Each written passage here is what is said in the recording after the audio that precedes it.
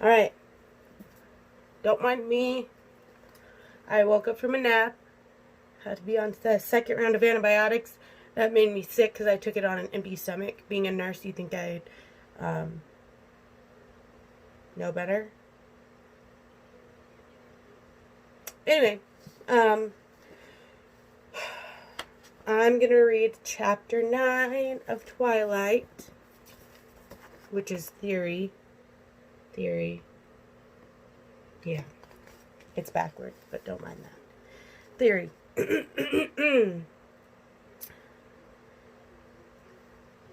Can I ask just one more? I pleaded as Edward accelerated much too quickly down the quiet street. He didn't seem to be paying any attention to the road. He sighed. One, he agreed, his lips pressed together into a cautious line. Well, you said you knew I hadn't gone into the bookstore, and that I had gone south. I was just wondering how you knew that. He looked away, deliberating. I thought we were past all the evasiveness, I grumbled. He almost smiled. Fine then. I followed your scent. He looked at the road, giving me time to compose my face. I couldn't think of an acceptable response to that, but I filed it carefully away for future study. I tried to refocus. I wasn't ready to let him be finished, now that he was finally explaining things.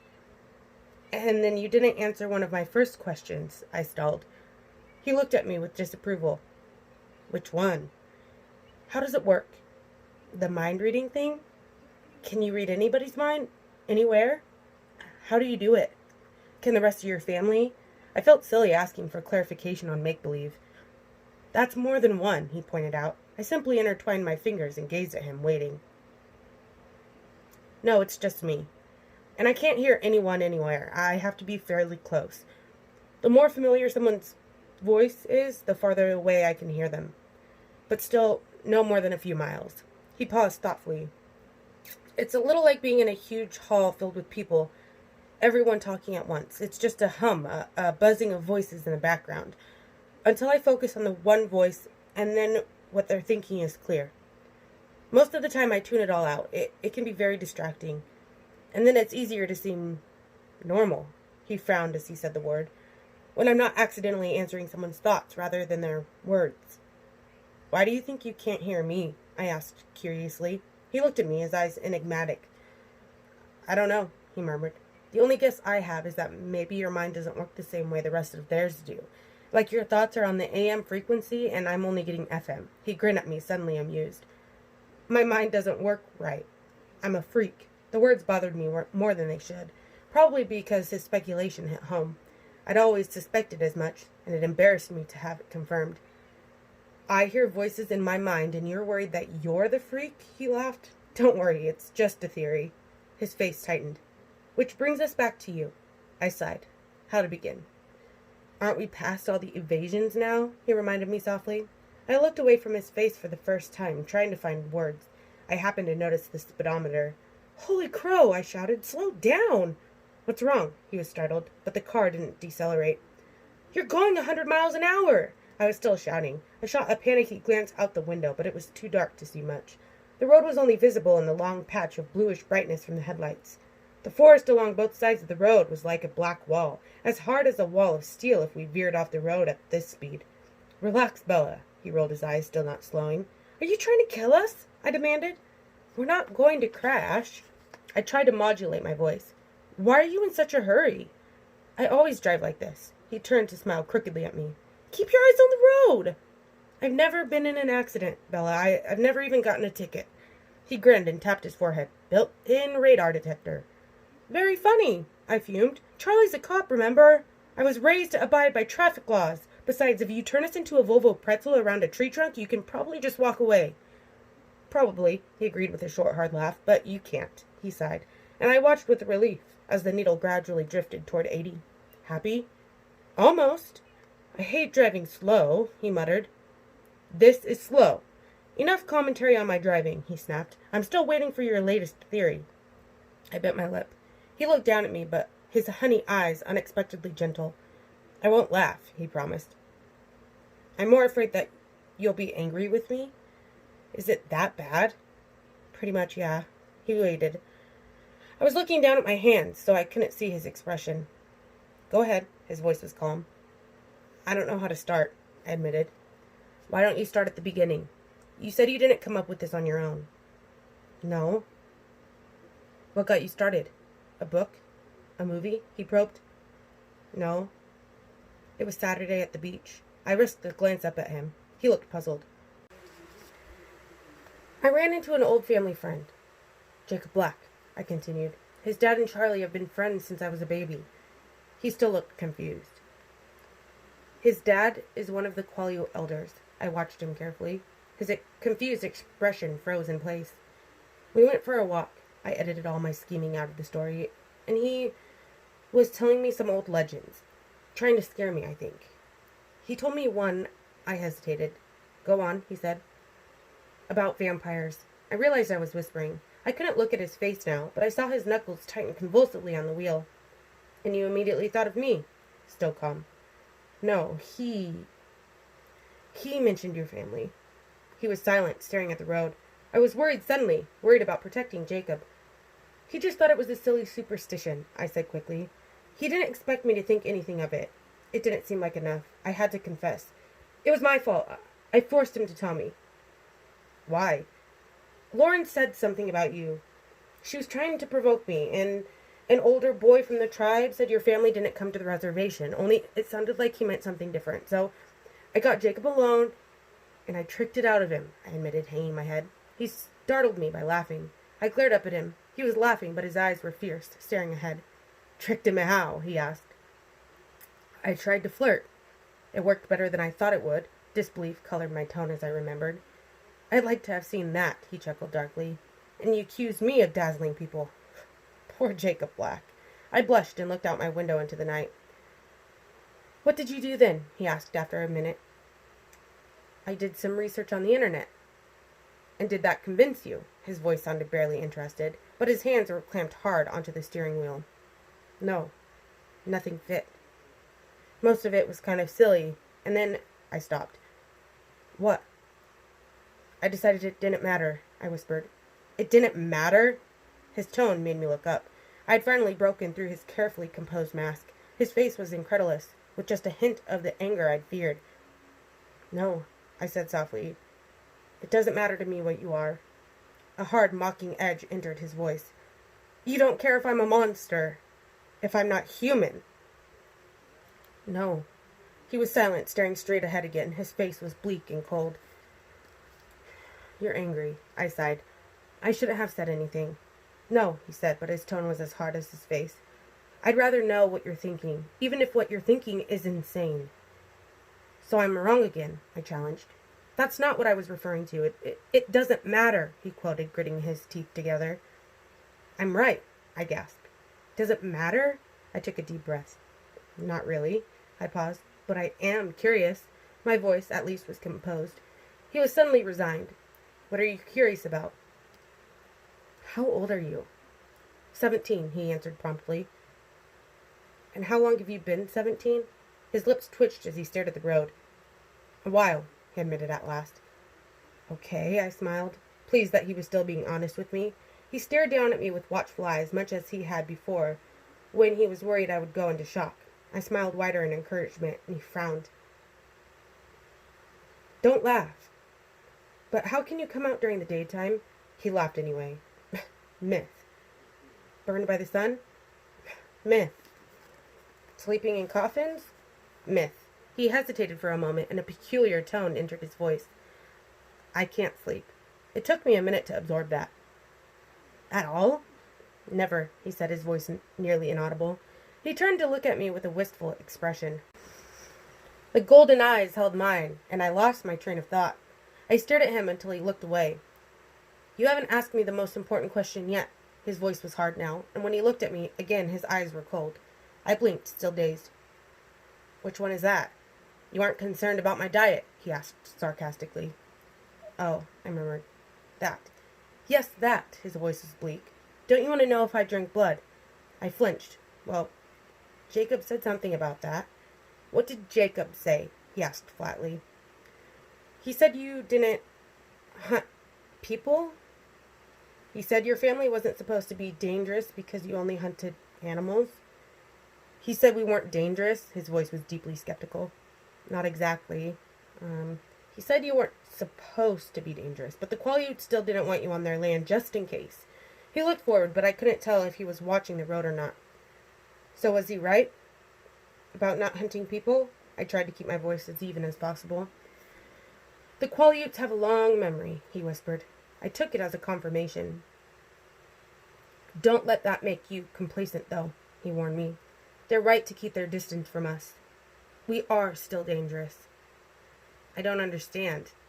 We try, he explained slowly. We're usually very good at what we do. Sometimes we make mistakes. Me, for example, allowing myself to be alone with you. This is a mistake. I heard the sadness in my voice, but I didn't know if he could as well. A very dangerous one, he murmured. We were both silent then. I watched the headlights twist with the curves of the road. They moved too fast. It didn't look real. It looked like a video game. I was aware of the time slipping away so quickly, like the black road beneath us, and I was hideously afraid that I would never have another chance to be with him like this again. Openly, the walls between us gone for once. His words hinted at an end, and I recoiled from the idea. I couldn't waste 1 minute I had with him. Tell me more, I asked desperately, not caring what he said, just so I could hear his voice again. He looked at me quickly, startled by the change in my tone. What more do you want to know? Tell me why you hunt animals instead of people, I suggested, my voice still tinged with desperation. I realized my eyes were wet, and I fought against the grief that was trying to overpower me. I don't want to be a monster. His voice was very low. But animals aren't enough. He paused.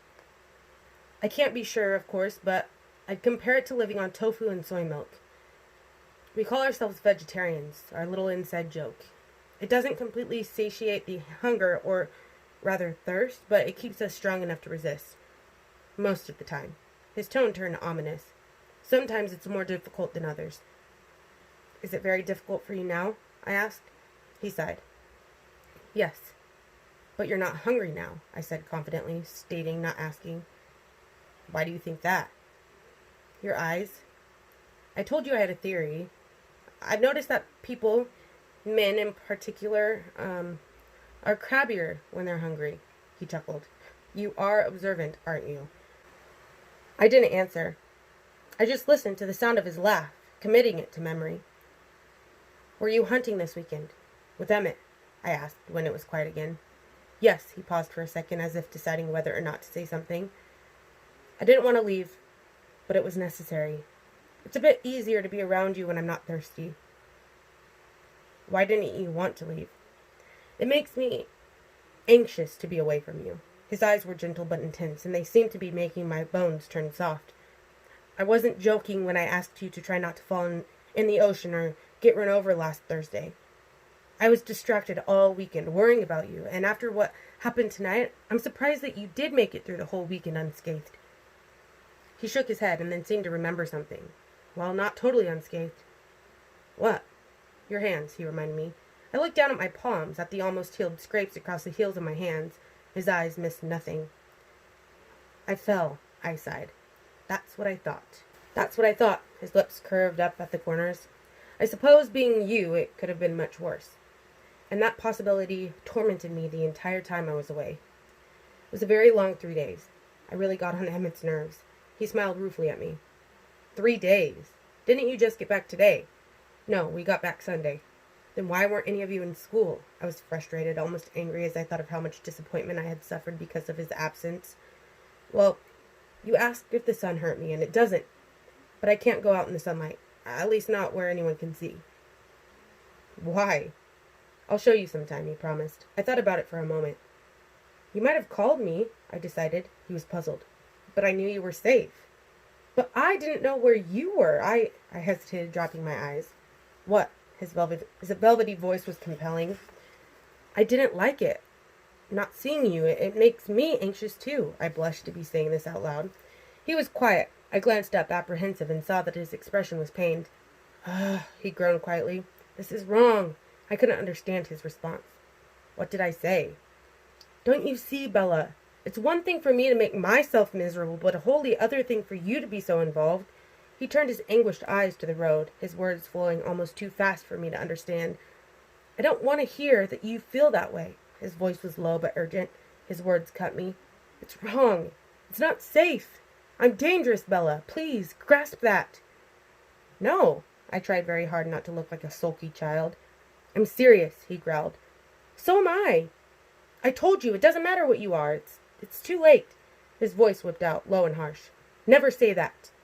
I bit my lip and was glad he couldn't see how much that hurt. I stared out at the road.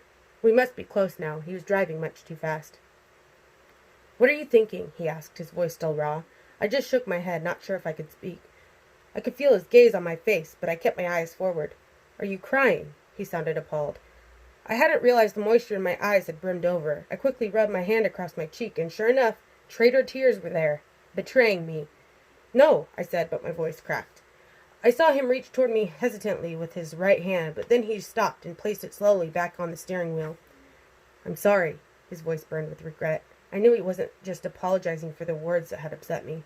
The darkness slipped by us in silence. Tell me something, he asked after another minute, and I could hear him struggle to use a lighter tone. Yes. What were you thinking tonight, just before I came around the corner? I couldn't understand your expression. You didn't look that scared. You looked like you were concentrating very hard on something. I was trying to remember how to incapacitate an attacker. Self-defense. I was going to smash his nose into his brain. I thought of the dark-haired man with a surge of hate. You were going to fight them. This upset him. Didn't you think about running? I fall down a lot when I run, I admitted. What about screaming for help? I was getting to that part. He shook his head. You were right. I'm definitely fighting fate trying to keep you alive. I sighed. We were slowing, passing into the boundaries of Forks. It had taken less than 20 minutes. Will I see you tomorrow? I demanded. Yes, I have a paper due too, he smiled. I'll save you a seat at lunch. It was silly, after everything we'd been through tonight. How that little promise sent flutters through my stomach and made me unable to speak. We were in front of Charlie's house. The lights were on, my truck in its place, everything utterly normal. It was like waking from a dream. He stopped the car, but I didn't move. Do you promise to be there tomorrow? I promised. I considered that for a moment, then nodded. I pulled his jacket off, taking one last whiff. You can keep it. You don't have a jacket for tomorrow, he reminded me. I handed it back to him. I don't want to have to explain to Charlie. Oh, right, he grinned. I hesitated my hand on the door handle, trying to prolong the moment. Bella, he asked in a different tone, serious but hesitant. Yes, I turned back to him too eagerly. Will you promise me something? Yes, I said, and instantly regretted my unconditional agreement. What if he asked me to stay away from him? I couldn't keep that promise. Don't go into the woods alone. I stared at him in blank confusion. Why? He frowned, and his eyes were tight as he stared past me out the window. I'm not always the most dangerous thing out there. Let's leave it at that. I shuddered slightly at the sudden bleakness in his voice, but I was relieved. This, at least, was an easy promise to honor. Whatever you say. I'll see you tomorrow, he sighed, and I knew he wanted me to leave now. Tomorrow, then. I opened the door unwillingly. Bella, I turned, and he was leaning toward me, his pale, glorious face just inches from mine. My heart stopped beating. Sleep well, he said. His breath blew in my face, stunning me. It was the same exquisite scent that clung to his jacket, but in a more concentrated form. I blinked, thoroughly dazed. He leaned away. I was unable to move until my brain had somewhat unscrambled itself.